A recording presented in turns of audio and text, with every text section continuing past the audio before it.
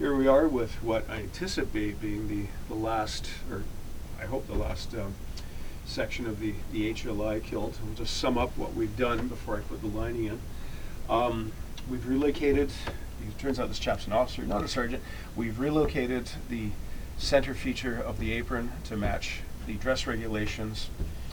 I've replaced the straps because these old straps, they're serviceable, but they look kind of grungy, so I just replaced the straps, heavy-duty straps. Basted and shaped. There's a tiny ghost of an image here where the old A-line used to be, and I've pressed it a couple of times, and we just have to hope that it's going to get less noticeable over time. It's lamentable, it's regrettable, but there it is. The new reinforced buttonhole, and as you can see, and I'll see again when I flip it over, I've put it in a piece so that, unlike the previous construction where it would gape open and you can see the shirt through a little bit, it's now a little bit offset. It's got proper heavy bar tacks that with proper use will not blow out. The outer, the first and last pleat on either side, they're now knife pleats rather than box pleats. The sporran strap loops are now correctly centered on the back.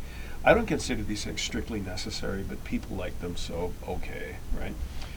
Buckle tabs I was able to sell, well, to reuse again. I just sewed them up so that they're integral and they're not just held together by folding. And they're sighted. The aprons have been, as you see, heavily basted so that I could press down the new shape. The top band is now the correct Highland Regiment green woolen tape that's been used since at least the 1850s. I will publish my source for that for people who want to use it. Inner strap, nice heavily sewn down. Flipping over on the inside, you compare this to what we saw when we opened the kilt up. We've got a proper continuous piece of canvas extending in an unbroken line from the buckle to the strap. That broader footprint will distribute the load. It's going to make the kilt more comfortable. And as you can see, I grafted in a patch so that we have, when the lining goes in, we're not going to see we're not going to see wreckage. We're going to see a nice, neat job.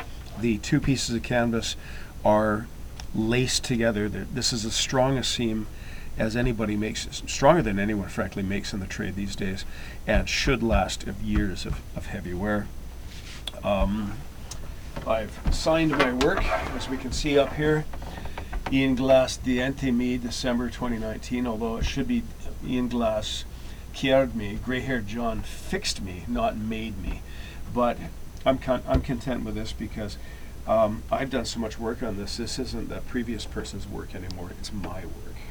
There we go. So, heavy canvas is in. As we see, this is properly done. It's nice and reinforced. Two new elastics, just to get that proper shape on parade. It should keep that shape on parade. And because that person probably isn't going to go through all of my videos to find the video that I'd already done about elastics, it's done in contrasting colors with contrasting threads, so you can tell at a moment of when it lets go. And when the elastic eventually perishes, you're not going to lose your vision or damage the cloth by pulling it out. And on that note, somewhere here there is one knot. You can see that sticking out. That's a knot, and there's another knot here somewhere too. Don't cut that off, don't play with it, just leave it alone. That is where, when the weaver was weaving the cloth, the bobbin got small. He or she shut the thing down, tied it in a bobbin, and got it going again. So that's a mark of really high quality cloth, quite frankly. Just leave it alone. Okay, so next stage, the lining will go in. The lining you use, once again, is a cotton flannel. I prefer it to the other ones because it's not as insulating. You won't get as hot and sweaty across the back. It wicks better. And the hand means that your shirt's going to stay tucked in a bit better. What I think I will do, though, is I will quickly message the fellow to see if he would like a more, shall we say, adventurous lining in the back. This is a bit of a fad amongst soldiers and has been since the 1850s.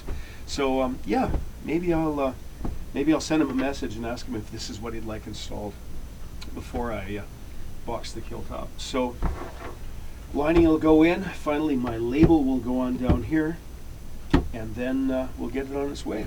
Thank you.